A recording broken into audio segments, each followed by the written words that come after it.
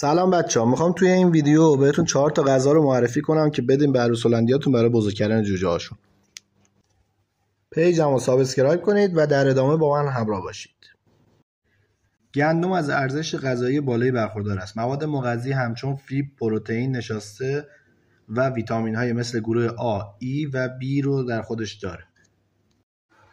به خاطر طبع گرمی که داره تو دوره جفتگیری و جوجه کشی برای پرنده شما بسیار مفیده و میتونه بهش کمک کنه برای رشد جوجه ها. بهتره که گندم رو به صورت پخته در اختیار عروس هلندیاتون قرار بدید، چون جوانه گندم احتمال رشد باکتری رو در خودش داره. غذای دوم که برای عروس هلندیاتون خیلی مفیده و برای دوره جوجه کشی بعد ازش استفاده کنید تخم مرغ آبپزه که باید به مدت 20 دقیقه حداقل پخته بشه. 2 ساعت بیشتر تخم مرغ رو توی ظرف غذاشون نذارین، چون بعد از 2 ساعت تخم مرغ بو میگیره و برای جوجه ها مناسب نیست. غذای بعدی تخم آفتابگردونه که میتونین توی بازار تخم آفتابگردون با چربی کم رو برای پرنده‌تون انتخاب کنید.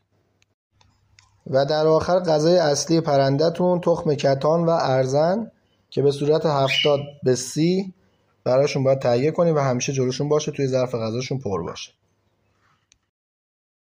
ممنون که این ویدیو رو تا آخر تماشا کردید. نظراتتون رو برام کامنت کنید و برای حمایت از من کانال رو سابسکرایب کنید.